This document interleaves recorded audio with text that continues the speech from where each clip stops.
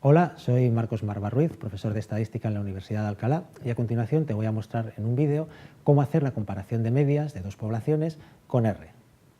Para fijar ideas, trabajaremos con la concentración de cierta sustancia en partes por millón en dos ríos distintos. Si no tienes del todo claro de lo que hablo, te recomiendo que leas la sección 9.2 del libro que puedes encontrar en este enlace. Aquí tienes el enlace al libro. El punto de partida es que hayas descargado al menos estos 3 ficheros de datos y el script de R con las instrucciones necesarias para procesarlo. Siempre tenemos que empezar leyendo los datos. Si no sabes cómo hacerlo, te recomiendo que visiones el vídeo correspondiente de esta colección. Bueno, cuando se comparan medias, tenemos que tomar ciertas decisiones para utilizar la herramienta adecuada. En primer lugar, si las dos muestras son grandes, es decir, tamaño mayor de 50, utilizaremos una TD-Student o una normal, da lo mismo. Si alguna de las dos muestras es pequeña, necesitamos saber si los datos son normales o no. De nuevo, hay un vídeo en esta colección en el que se explica cómo averiguar todo esto. En caso de que los datos sean normales, utilizaremos una TD-Student y, como las muestras son pequeñas, necesitamos averiguar si las varianzas son o no iguales. En caso de que los datos no sean normales, pues hay que utilizar la técnica de Mann-Whitney-Wilcoxon. Ahora veremos cómo hacer cada una de estas cosas. Hemos seleccionado los datos de la segunda de las muestras. Para leerlos, pulsamos Control Intro. Y aquí tenemos 29 observaciones de dos variables. Estamos justamente en la situación intermedia. No podemos usar una normal.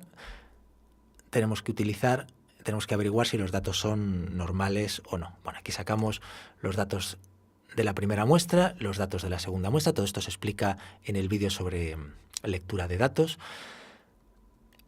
No vamos a hacer el estudio de normalidad porque se explica cómo hacerlo en el correspondiente vídeo, tal y como os he comentado. Lo que sí os puedo decir es que las muestras provienen en este caso de muestras normales. Así es que lo que tenemos que hacer es averiguar si las varianzas son iguales con la función var.test. Le indicamos quién es la muestra 1, quién es la muestra 2, el nivel de confianza, que es 0,95, y la hipótesis alternativa, que es que las varianzas son distintas entre sí. Ejecutamos este fragmento de código y aquí tenemos el intervalo de confianza para el cociente de varianzas y aquí arriba tenemos el p-valor para el contraste que hemos establecido. El p-valor es muy alto, muy próximo a 1, así es que podemos suponer que las varianzas son iguales. Y ya podemos hacer el contraste sobre las medias con la función t.test. Vamos a hacer un contraste con una TD-Student. Aquí tenemos la primera muestra, la segunda muestra. Tenemos que indicar si las varianzas son iguales o no. En este caso pondremos true porque son iguales.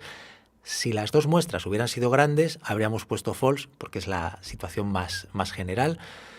Como queremos saber si son iguales o diferentes, frente a que sean diferentes, el contraste es bilateral, así es que seleccionamos esta opción. Nivel de confianza lo ponemos al 95%, aunque puedes seleccionar evidentemente el que quieras. Y como los datos no están emparejados porque son muestras independientes, ponemos este parámetro a false. Ejecutamos estas líneas de código y aquí tenemos que el p-valor es muy pequeño. ¿Vale? Es 6,5 por 10 elevado a menos 16, prácticamente 0. Rechazamos la hipótesis nula y nos quedamos con que las medias son distintos. Aquí incluso como subproducto tenemos el intervalo de confianza para la diferencia de medias que sin duda sabes interpretar. Bueno, si las muestras no hubieran sido normales, habríamos tenido que utilizar esta otra herramienta. Descomentarías la línea, ejecutarías y obtendrías el correspondiente resultado no paramétrico, también un p-valor. Y esto es todo.